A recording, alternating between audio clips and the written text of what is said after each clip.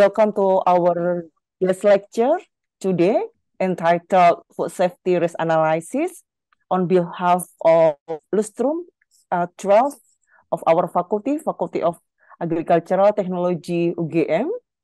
Let me introduce myself here as moderator. I am Lucia Diantika Witasari, lecturer here in Faculty of Agricultural Technology UGM. And it is my pleasure to be a moderator for this lecture.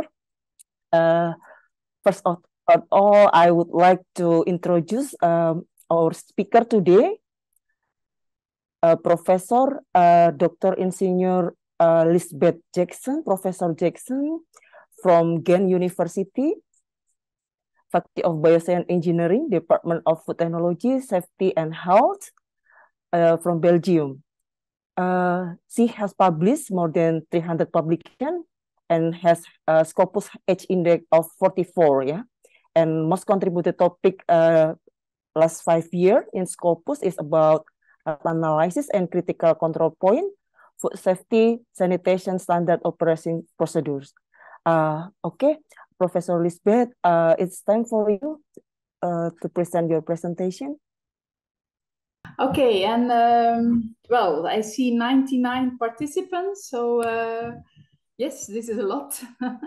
And thanks for inviting me. So I'm indeed Professor Lisbeth Jackson from Department of Food Technology, Safety and Health, the Faculty of Bioscience Engineering of Ghent University. So in my department, we have many research and education going on food technology. So how do we make something? Yeah. We also have professors working on food safety. So is the food safe enough for our consumers? And then we also have professors working on the relationship between food and health. So human health and more from the nutritional perspective. So today I will talk about risk assessment and risk management, and we will focus on microbial and chemical hazards. So if we talk about food safety, then we are talking about hazards. So we are talking about the presence of certain microbes, certain contaminants, like pesticide residues or metals or mycotoxins. So these are more the chemical hazards. We can also have the physical hazards. So these are sharp foreign objects which are present in our food. And of course, if we ingest a piece of metal or a piece of glass, we can be injured. So these food safety hazards are really seen as the basic requirement of governing foods on the market. So if you see here on my screen, and I will try to, oops, this goes too fast to have my pointer. Yeah. So if this rectangular is, well, I'm from Belgium, a box of chocolates, then we have our core should be food safety. So it means that we have an absence of certain hazards and harmful concentrations. We come back to that later on. We also have the legal quality of foods. Certain foods and the composition and the mode, how they can be brought on the market can be legally defined. Well, in Europe, we have some legislation about that, but also at international level, by the Codex Alimentarius, there are some definitions. When can you call something full-fat milk? When can you call something chocolate? So there are legal restrictions on that. And then we go, of course, further towards, for instance, the sensorial quality. So then it's about the taste and the aroma and the texture of a food. So today we will zoom in on the governance of food safety, because the hazards which are present in there, it can be harmful for humans. And very important here is to realize that taking care of food safety really needs to have a farm-to-fork approach. So we have the primary production of the raw agricultural commodities. It can be the milk or the animals to make the meat. can be the cereals, fruits and vegetables. We can have food processing up to the consumer. So very important is that in each step of our food chain, if it's now primary production or transformation or food distribution, everybody should take their responsibility in governing food safety. So behind those pictures, you have, of course, different companies. We call them food business operators. So that can be small scale companies. It can be large producers. You have all kinds of companies. It doesn't matter. All those companies, they will need to have what we call a food safety management system in order to avoid that too much contamination is occurring. And think about basic hygienic conditions as washing your hands, cooling food, avoid cross-contamination. So these are all the things which are necessary throughout that food chain. Independent where you are and independent how big your company is. So in Europe, we have everything related to food safety is legally organized at European level. So the countries, they don't have their own food safety legislation anymore. And this is because in Europe we have an open market. So there is a free trade of goods without any border control. So then it's also important that every country has the same standards. So that's why we have been chosen for an overall European legislation. So we don't have, for instance, a Belgian legislation on food safety. It's not existing anymore. So we have a common European legislation. And so here you have the website. We have also a European Commissioner on Food Safety. It's this lady. She's a medical doctor and she's responsible for food safety and health. So not only food safety, but health in general. So indeed, how is this all organized? As I said here at the bottom, you find our food chain. So you have the farmers, you have the processing companies, you have the logistics and the distribution. And at the end, we want to have a happy consumer. Yes. So this is also what we call the micro level. So this is really about food safety management systems or quality management systems. On the other hand, on the higher level, we have the policymakers. So you also have your government and your Ministry of Public Health and your Ministry of Agriculture. So they will make the rules. They will set out the legislations on food safety, for instance. In Europe, it's the European Commission, as I said. But then there is a very important job to do by here. These are all these organizations and what we call the meso level. Something in the chat? Okay.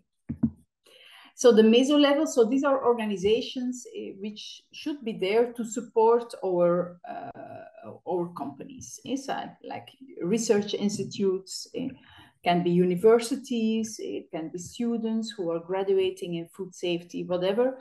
It's very important, and of course, that you support businesses on how to implement everything. So this is a little bit how we see the flow, because an individual farmer, you cannot expect that these persons know the legislation. So you have these middle people are needed. So if we go for risk assessment, what is the core of this lecture? We will focus on the risks for human health, but you can do the same. You can also perform a risk assessment for the environment, or you can add a risk assessment for water. So the principles are the same, but of course we will focus now on food.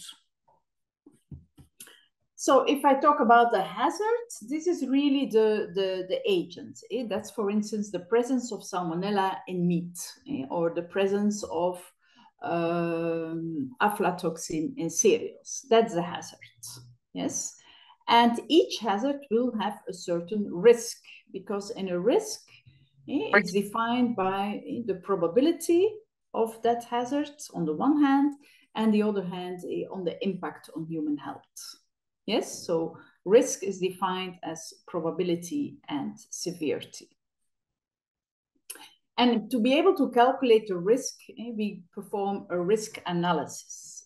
And in a risk analysis, you have three compounds: risk assessment, risk management, and risk communication. And here you have them. So risk assessment, that's really the technical calculation. If certain hazards are present in our food, which impact will it have on human health? How many people will be affected?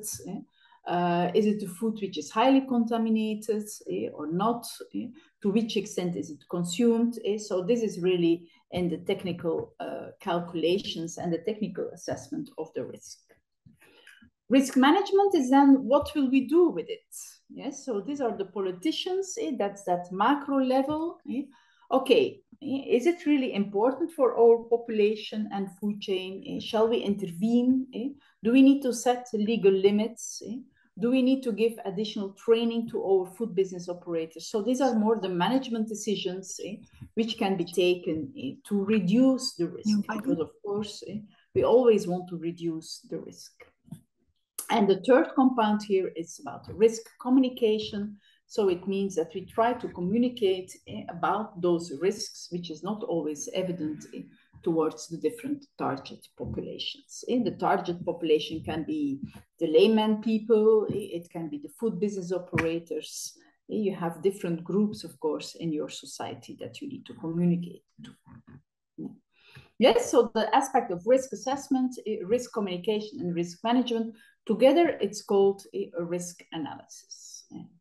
And we all have suffered from the COVID period.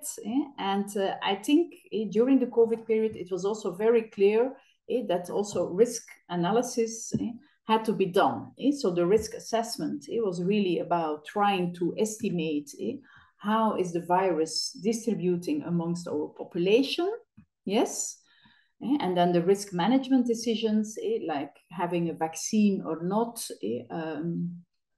avoiding that people were meeting. These are risk management decisions to reduce the risk level. Yeah. And of course, this had to be communicated to the different groups in our population. So also during the COVID period, we really saw these three parts of risk assessment occurring.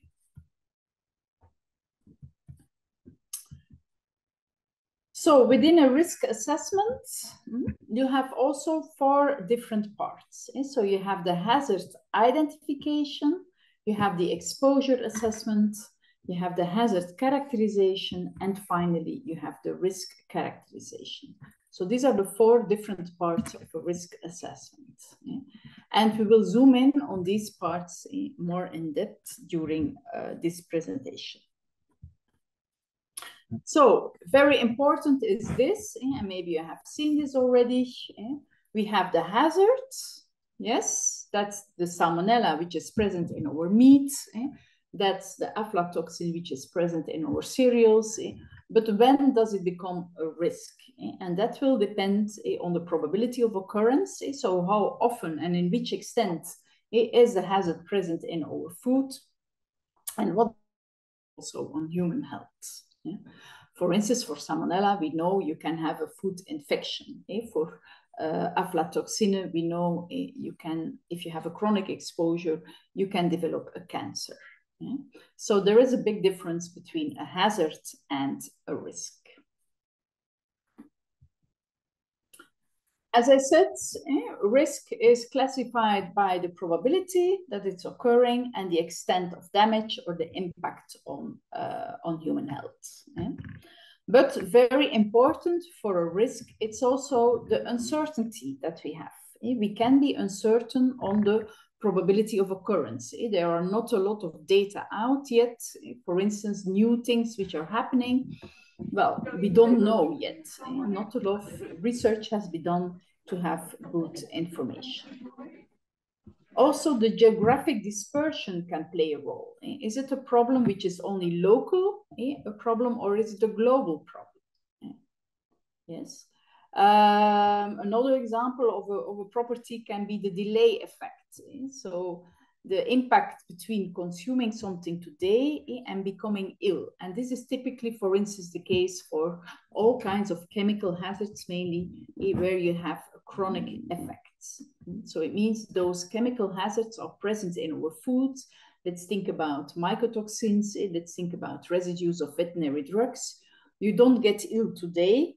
Yes, it's not an acute effect, but they have a chronic effect on our health. And then, of course, it's more difficult to say, okay, I'm developing today a cancer, or we see an increased cancer incidence in our population, which hazard or how does it come, what is present in our food or in our environment, which is provoking that cancer. With acute hazards or hazards which have an acute health impact, like bacteria, this is much more easy. Like salmonella, we eat today the salmonella and we get ill tomorrow. So then you can quite easily make the correlation between the hazards, the salmonella, and the illness. So, and typically we can classify risks like this. On the x-axis, we have the damage, so the impact on human health. Will people die or not? And then we also have the probability of occurrence. So you can see here the green area. So these are risks that we accept. We know the hazards are out there, but we take some measures, and the remaining risk we do accept. For instance, the presence of additives in food. We use regulated additives. We can add some colorants. We can add some monosodium glutamate as a flavor enhancer. So we know that they are used, but as long as we use them in a proper way, we can accept the risk on human health. Something completely different are the risks here in that red area. So this is the intolerable area. So these are the risks that, well, we don't know yet a lot about it. And these are the risks that we really have to manage very well.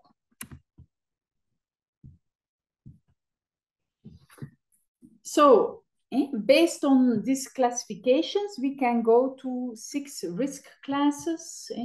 Yes, so here you see them. So we have called them according to the Greek names.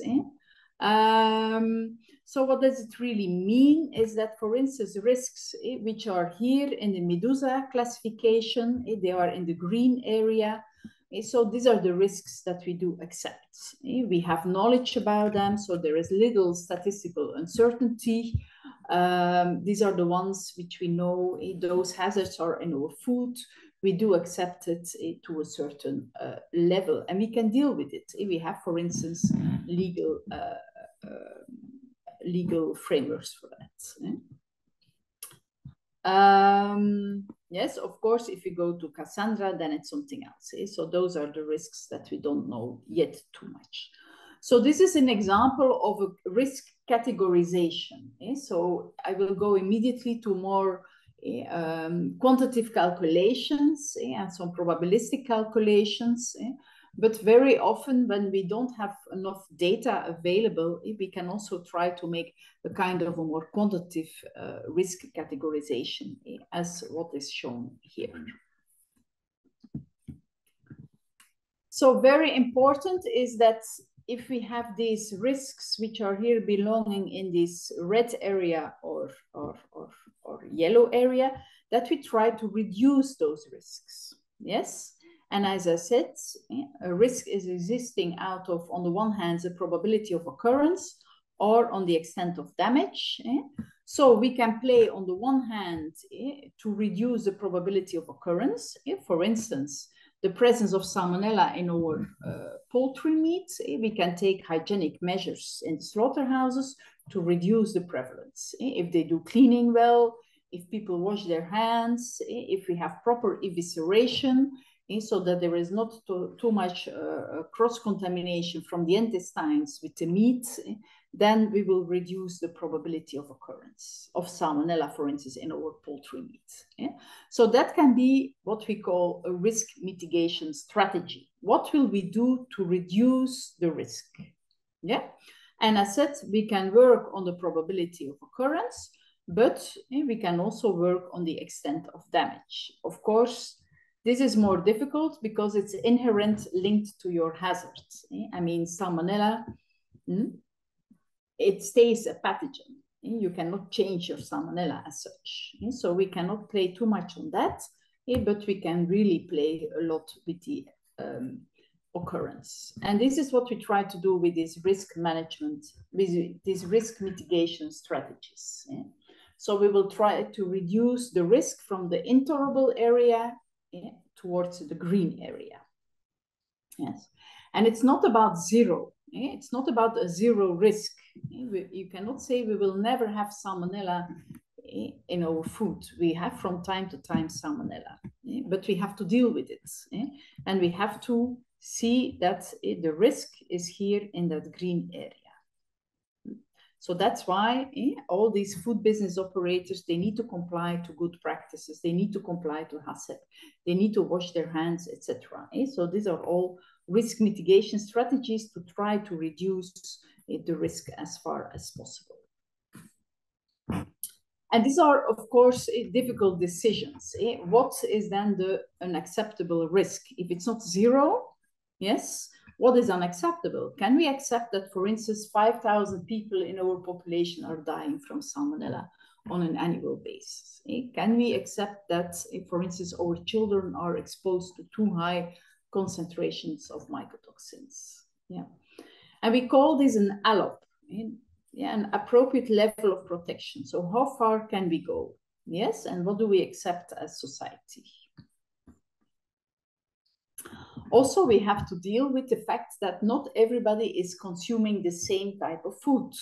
I mean, if we look to the different age groups, well, here in Europe, we are really shifting towards a plant-based diet. You really see the meat consumption decreasing every year. We are eating more plant-based products, so you get another diet. So we have to calculate our exposure also in a different way. So this risk management, and that's then for the politicians, they have to take decisions. And of course, if you have a lot of knowledge and data available, both on the probability of occurrence and the damage or the impact of the hazard on your human health aspects, we call this science-based risk management. It means that the politicians, they can take decisions. They can set, for instance, we want to have absence of 25 grams of food of salmonella, or we can accept a maximum of 10 ppm of this, or 10 ppb of that. Yes, so this is the most evident risk management strategy. We can make calculations as a risk assessor, and then we can try to put things based on the science and the knowledge which is there. Something completely different is the precautionary principle. Yes. So the precaution principle, there we still have a lot of uncertainty. It's a bit like in the beginning of COVID. We had to be very stringent because we didn't know what was going on. So that's why they put the whole world on lock for some months. And by time to time, we have more evidence, we have more scientific knowledge, and so we could take some more targeted science-based decisions. So in the precautionary principle, we are actually too severe maybe, but we don't know because there is a lot of uncertainty. And this is also happening from time to time in Europe. New things are happening. We don't know what's going on. So then we are maybe too stringent. And then later on, we can relax a bit more about it. And the completely opposite, this is then the communication-oriented risk management. So you have science-based risk management, the knowledge is there, and we can calculate very well. Precautionary is when everything is very highly uncertain. Yes, we don't know. Yes, we need to have more evidence. We need to invest more. Yes, so then we are maybe too severe, too strict. And then you have communication-oriented. So this is typically with things that we know that happen and that we expect. This is typically for these green risks. For instance, the fact if you have street food and yeah, we have undercooking while production of street foods, it's possible that yeah, some pathogens are surviving your heat treatment. So that's why, for instance, we need to communicate it both to the street food vendors, but also to the consumers that they have to cook properly. So this is a communicated oriented risk management. And you have to repeat this message every time. Like here, well, in Europe, we have our seasons. You have, for instance, in the summer, it's typically for us the barbecue season. So then our food safety authority, they launch a new campaign towards the population to explain that they have to barbecue very well, that you have to cook your meat too roughly. Yeah, so this is what we call a communication-oriented risk management strategy. Okay, so that was a little bit about risk management. So now I think we will zoom in on the more technical aspects, the risk assessment. As I said, it's conducted out of 4 different parts. And who is doing a risk assessment? It are really the risk assessment bodies. So in Europe, we have EFSA. From WHO, we have, for instance, GEMRA, the Microbial Risk Assessment Unit, JECFA, the Chemical Risk Assessment Unit. And I think maybe in your country, you're also having some risk assessment units. Very often also universities are involved in that because it's quite some work to go through these 4 parts. And it's quite time consuming to have to perform your whole risk assessment study. So this is, for instance, the website of GEMRA, and I really invite you to go there. So this is from WHO and FAO. I assume that you know what is this. These are important international organizations. And, well, there are many experts there who are discussing about microbial risk assessment. And several examples of microbial risk assessment are available. For instance, here about Vibrio parahemolyticus in seafood, Salmonella in that food. So all kinds of food hazard combinations have been looked at. Yes. So the first part in risk assessment is the hazard identification. So the word says it itself, it's really to identify the hazards. As I said, in food safety, we focus on allergens, we focus on physical hazards, chemical hazards, and microbial hazards. So this is the first part, so that the experts need to investigate what is now the hazard, what's going on. Is it a salmonella? Is it a listeria? Is it a chemical? What is going on in our foods? So which foods are involved? What are contamination routes? Where in the food chain is it occurring? Is it at farm level? Is it at street food level, street food vendor level? What do we know about the hazards? And then, of course, we need to maybe analyze some things to know the prevalence. So how much of our food is contaminated and in which extent. So what are then the concentrations of the hazards? For instance, we can do an analysis of Listeria monocytogenes in 25 grams. If it's positive, we can do an enumeration to really count the number of bacteria which are in the food. Yes, so this is typically a very data intensive period to understand what's going on. Yes, and it will be a combination of literature review, taking samples, doing some lab work, to know what's going on.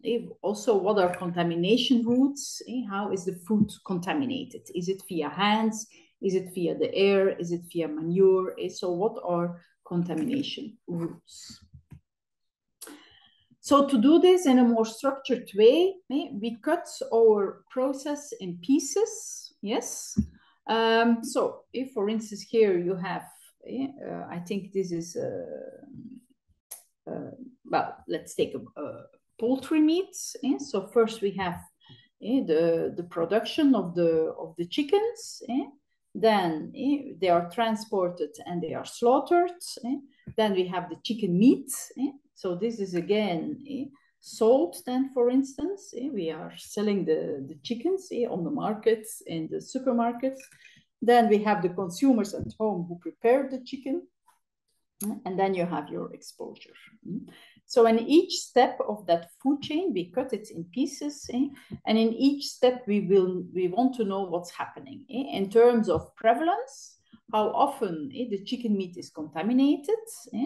And then what's happening in terms of contamination rates. Yeah, of course. Is that clear? And we go like this through the moment of consumption. This is here an example of a PhD of some years ago, where we investigated Bacillus cereus as a spore former in ready-to-eat meals. For instance, well, in Europe, some people are quite lazy. They don't produce themselves their food anymore, or they don't have time. So we have a very big market of ready-to-eat food. So this is, for instance, I don't know what, lasagna or spaghetti bolognese, which is ready made. You only need to heat it in the microwave. So it's made on an industrial scale, a bit like your street food, but we buy it in the supermarket and have to heat it then at home. Anyway, so here you see the production process and the different steps. This is how it's industrially produced, the food. And then we were cutting it into different pieces. We were making the model to know what's happening in each step in terms of contamination and prevalence. And then we really can calculate at the moment of consumption how many bacteria can we expect in that final product. Yes. So this is actually here on the right side. It's a translation, the technical translation in the different modules of what's going on in reality in that industry. The same here for the slaughtering process. We have here the slaughtering process, and then we need to translate this. What will happen in terms of P, this is the prevalence, and in terms of the concentration or the number of bacteria. For instance, if we have growth of our pathogens on the chicken here, our prevalence will stay the same, but the number of bacteria will change. Yes, and like this, we can develop the model. As said, this hazard identification is quite data demanding, so we need to have information from the literature. We need to reconstruct the different steps in our food chain. So we have to know very well what's going on during these different steps in terms of time, from technological perspective. So it's a whole investigation to be able to construct this. And then we will build up the models. Yeah, what you see here, this is, for instance, at the end here of our model, we go to the consumer. So what is then the consumer doing with that type of food? Yes, so we were asking to more than 800 people, how are you behaving with these ready-to-eat meals? Some of them are eating it immediately. Some of them are keeping it in the refrigerator, or even some people don't eat it. They just buy it and they waste it. This is, of course, not a good situation. Anyway, this is the evidence, and then it was translated into a mathematical model, yes, to be able to forecast further. Well, this is another example. I will send the slides and maybe some papers from us, so that you can also read a bit about it.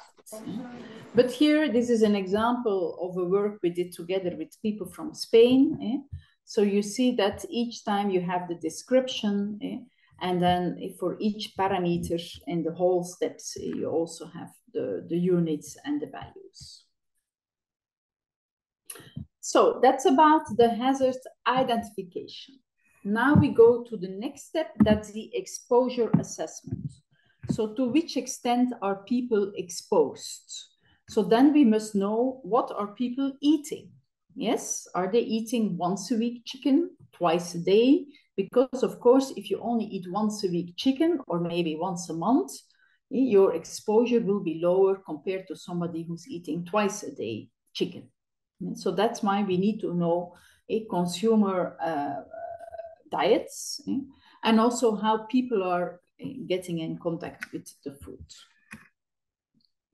So therefore, we need to do dietary exposure. You have different methods of doing so. You can have consumption surveys. And also we can classify or categorize different types of food. So in a single exposure, this is the most easy way of calculation. We are combining the concentration of a single hazard in a single food. For instance, in the concentration of salmonellas in our poultry with the consumption of the food, and you get the exposure. Yes, so this is quite simple. Or we look to certain pesticides in apples, or we look to aflatoxins in cereals. You have one hazard, one food, and you calculate the exposure. Yes. Okay, so for instance, the example that I gave you about these ready-to-eat meals, we were calculating the exposure in a single package of 350 grams of that meal. Yes. And here what you can see on this figure, so these are the number of risky packages, the estimated number of risky packages on a production of 100,000 packages. Yes, and we called a risky package if it was containing more than 100,000 colony-forming units per gram of Bacillus cereus. So in our normal situation, we had about 4,750 risky packages which were consumed by our consumers per 100,000. If we were going to the worst case situation of hygiene, you see that this is increasing a lot. So that's why, for instance, the hygiene while producing such a ready-to-eat foods, like your street food vendors, is so important. So this is an example of another work we did. This is about the chemical hazard. It's about benzene in foods. So first we did the hazard identification. So we were screening multiple foods and they are categorized here. Yes. And here you see the number of samples and then the concentration of benzene that we found. So this is really based on analytical procedures in the lab to make a database on the contamination of your foods for benzene. Then we were looking to the consumption data. Yes, so we took the Belgian consumption data. From time to time, our Belgian government is investing to have real consumption data of the Belgian population. And then we were modeling the data to fit distribution. So here you see each time the distribution for the benzene concentration and the distribution for the intake, for instance, here of non-alcoholic drinks. Then we can calculate the exposure. As said, the exposure is a multiplication of concentration and consumption. Yes. So if you multiply your consumption with the concentration of the hazard in the food, you get the exposure or the dose that people get. And here you see this for benzene, again, for these different food categories in the mean and the percentiles of the distribution. Yes, so the P50 means this is the exposure of half of 50% of the population. Yes, it's called the median value. It means that 50% of the people in your population are exposed to a lower value than that value and 50% higher. Yes. So exposure, single exposure, we have our consumption database, we have our concentration database, we multiply and we get the exposure. Another way of performing exposure assessments are total diet studies. Yes. So here we are including all associated foods. That's why we call about a total diet. And this will be typically done for hazards which are present in multiple foods. For instance, additives in processed foods, or metals, or pesticide residues, which are present in many, many foods. So then we will analyze the total diet, the whole diet of a person. Here you see some more explanation. They will also analyze the whole food. For instance, here they will make something in the lab. Yes, so they will shop, they will prepare in the lab the dish, for instance, traditional dishes that people are eating a lot, and then they will analyze it. Yes, and then they can calculate, okay, this dish is, for instance, consumed twice a week. This is then the exposure. Yeah, so here they prepare the foods in the lab as a meal. They will analyze it and then they will calculate the exposure. With an aggregated exposure, there we have multiple sources of exposure. So typically we have a contamination route coming from foods and from non-foods. Yeah? And I think I have a nice picture of that. So we are here as a human, we eat foods, but we also are in contact with consumer products, for instance. We are also in contact with industrial emissions, etc. So you can have different exposure routes. For instance, dioxins and PCBs. So dioxins and PCBs are chemical contaminants. They are present in many foods from animal origin because they are accumulating also in the fat of bodies. So like in milk, you will find it in fish, etc. But you can also be contaminated via inhalation because our industries, they are also blowing dioxins and PCBs in our environment. So if we are out and we are close to an industry, we can also be contaminated. So then we have to calculate both the route of contamination via food and the non-food contamination route. And then the most advanced exposure assessment, which is quite tricky, it's the cumulative exposure assessment. And this is typically done for chemicals because we are not exposed to a single chemical, but we have multiple chemicals. So we want to know the combined effects on human health. Yes, and this you see here, you can have your normal exposure, the blue graph, but it's possible that if you have a combination that you suppress the exposure, and then you get, for instance, this red graph. So this cumulative assessment, first we need to classify the different chemicals according to cumulative assessment groups. And this has to be done based on toxicological studies. For instance, 90 pesticides have been identified which have an impact on liver steatosis. So steatosis is a disease from the liver. So we could classify 90 pesticides which are commonly applied, and they have as final outcome on human health that they work on the liver. So you can imagine if you use multiple of these pesticides in our foods, you are increasing even the exposure.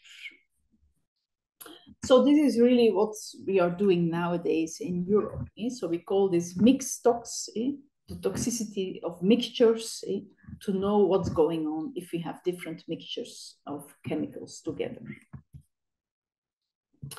So for the exposure assessment, we need to have consumption data. We need to have information about populations.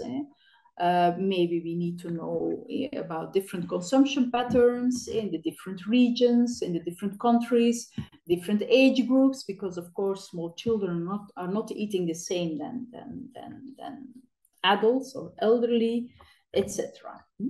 And we also have to take care about the YOPI groups. So the YOPI groups are the susceptible groups in our population, like the young, the old, the pregnant, and the immunocompromised people.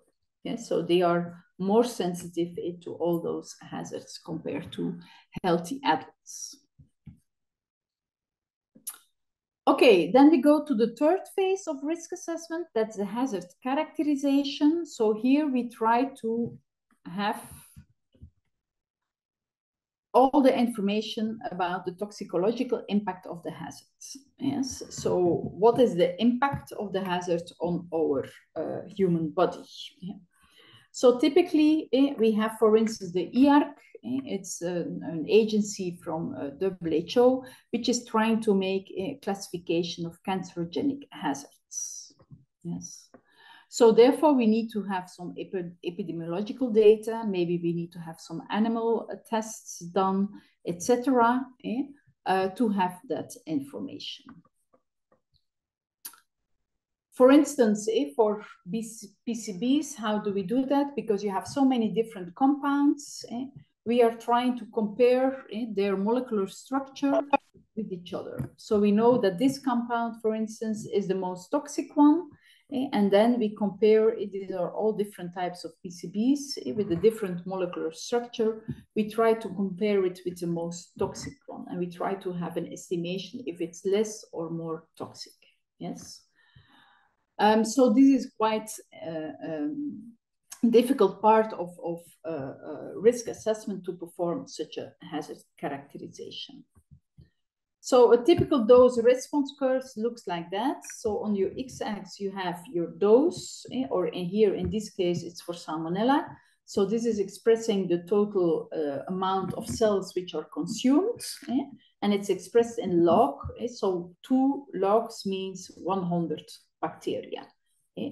10,000 bacteria, 1 million bacteria, and here you have the probability of infection.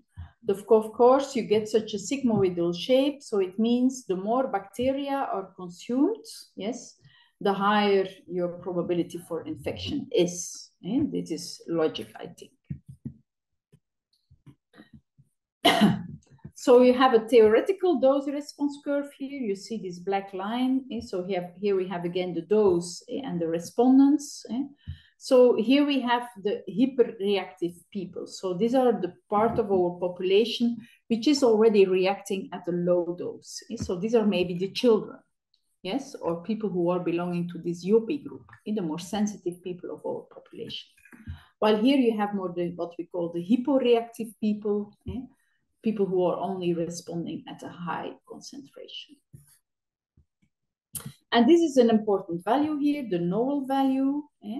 So this is what we call the no observed adverse effect levels. And this is actually our toxicological threshold value. So this is the dose where nobody is responding. So you see the respondence is at 0. This is then the beginning of our dose response curve. If we divide this by an uncertainty factor, then we get the TDI. Maybe you have heard about this, the tolerable daily intake. So this is the amount that we can consume on a daily basis, not to have problems in terms of toxicological impacts. Because if your null value is divided by 100, we are maybe here on the curve. So you see your TDI is still far away from the start of your dose response curve. And so this, every chemical which is on the market will have a TDI value. Otherwise, it cannot be on the market before all this toxicological information is available. So we also call sometimes the acceptable daily intake is just the same, but we use this as a different terminology. So the acceptable daily intake is typically for vitamins or colorants or things which are approved. TDI is more used for chemicals which are non-approved. So the typical contaminants like the mycotoxins which are there due to mold growth. Okay, this is a little bit more complicated. That's for cancerogenic compounds, because for here you see also a dose response curve for cancerogenic compounds, but you also see the error bars here. Of course, for cancer, there's much more uncertainty in these dose response curves. So then it's more difficult to make a null value. So then we work with the benchmark dose. So if you look into literature about toxicological impacts and you find a benchmark dose, it means it's a cancerogenic compound, and there is more uncertainty on the effect levels. So finally, we bring everything together in our risk characterization. So that's the last step of our risk assessment, where we integrate the results of the hazard identification, the exposure assessment, and the hazard characterization. And we really try to estimate the risk on the population. To which extent are people exposed? How many percentage of our population is exposed to values above our TDI? Or what is the probability of illness on food consumption? So normally we calculate this in a baseline scenario, so the status as is, or we try to play with different scenarios. So what if we do that? What if people are consuming differently? How will that then impact our risk? So we can play with it to understand what is now really important in that whole risk assessment. For instance, again, the case of our bacillus, as said, in the baseline scenario, we have about 4,700 risky packages. If companies decrease their hygiene status during packaging, during processing, we jump to almost 25,000 risky packages. So then you can see the impact of different scenarios. If we would force our European industries to do better, then you see you can decrease a bit further your risky packages. Yes, so this scenario analysis really allows you to understand what's happening. Very often for scenario analysis, they're making such a tornado plot. You see, it's like in the shape of a tornado, and that's why it's called tornado plotting. And this is, for instance, Campylobacter. It's also a foodborne pathogen in poultry meat. So the most important aspect here, it's the concentration in the feces of the birds. Yes, and then it goes down to, for instance, the retail storage time. Yes, and then you see, okay, where should we take risk management mitigation strategies here? It's the most important is that the concentration in the fishes is decreasing, because this is really impacting the most our exposure. Very often we also calculate the margin of exposure, and then if the margin of exposure is below 100 or below 10,000, risk mitigation is necessary. So typically you will see a lot of rankings which are done for chemicals, because we have so many chemicals, and the question is then, where do we need to put priority on in risk management, which type of hazard should we really follow up in our food chain? So then this margin of exposure can be calculated. But again, at the end, we want to reduce the risk, but we cannot go to zero. So that's why risk managers should take measures, and they have to see the different mitigation strategies.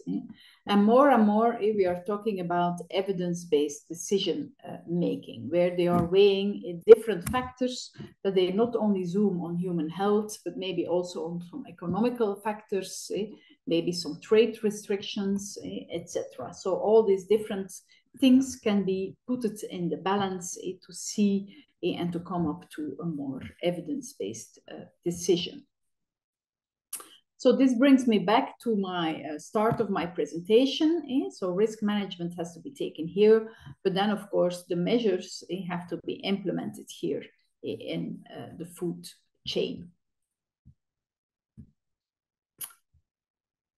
So what can we do for risk management strategies? We can set legal criteria. So maybe you have already some legislations with some limits. We can also enhance the capacity and the knowledge and to the food safety authorities in certain regions. We can also enforce the inspections in food industries. We can also make guidelines for good practices, and very often it's a combination of both. We can set something in the legislation. We need to enhance the capacity with food safety authorities, we need to enhance the capacity and inspections in the food business operators, and we will set up guideline tools. And this is an example of our European legislation on microbial criteria. So then you see, for instance, here, pre-cut fruits and vegetables, salmonella absence in 25 grams, and 5 samples have to be tested. So this is a typical example of a microbial criteria in the European legislation. So very important in risk management decisions is the transparency. As I said, we cannot only look to human health and to go very far in that, because then maybe things are not socially acceptable, maybe things are costing too much, maybe it's not good to implement in practice, etc. So that's why we call this now evidence-based decision making. And then, of course, we need to reach out, we need to communicate this to our stakeholders, to our industries, to our consumers, to decide on all that. And so then we go to risk communication. Yeah. Okay, I'm ready. Yes. Thank you so much, Professor. Do you hear me? Risk assessment, yes. Yes. I will send you the presentation, and maybe I will send some papers, 1 or 2 from us. Then you can also have an idea more. Okay. Thank you so much, Professor. No urgent questions? Yeah. Any questions from participants? Dear Professor, do you hear me? Okay. There is a question, Professor. Yeah. Giovanni. Yeah, indeed. The street food is tricky. And it's not only in Indonesia, it's all over the world. Because, of course, food businesses are changing very often in street food vendors. They don't have really a good infrastructure. Maybe they lack potable water. It's indeed a problem with us also. So if we have food trucks, it's more with us, it's our food trucks. They give a lot of training to those people on spots in the cities. They foresee taps for potable water where they can go to take the water. So it's really something which needs to have a targeted approach. You cannot do it like with really big food businesses, which have the knowledge in there, which are stable, because so many things are more are less predictable with street food vendors. So it's indeed a problem. Yeah. Okay. So it's not only in Indonesia. Okay. Thank you. And you consume it a lot, so I think the burden of disease is quite high. Yeah. Okay. There is another question from Nanda. Could you please answer? Here's another question, Professor. Okay. Yeah. Then I have to go. There's already another meeting waiting for me. But I will send some more papers and I will send the presentations. There's another. Yes, another question, please. Yeah. Information about food safety has been socialized to all, but not everybody has the same. Yeah, that's indeed but that's about risk communication, and using the right wording that people can understand. Unsafe packaging, styro. Yes, indeed. That's really risk communication, and surely. Street food and small food businesses, we know they don't have a quality manager who's graduated, yes. The big business normally they have, but then they have their own problems. So that's why, for instance, guidelines are so important for smaller businesses, and that you have targeted trainings for them to explain things. But of course, if they lack resources, then it becomes quite difficult. But this is also something which is going on all over the world. Then that's why the Food Safety Authority is so important, to be close to those people, to guide them, not only to judge and to do inspections, but more to guide them and to facilitate them.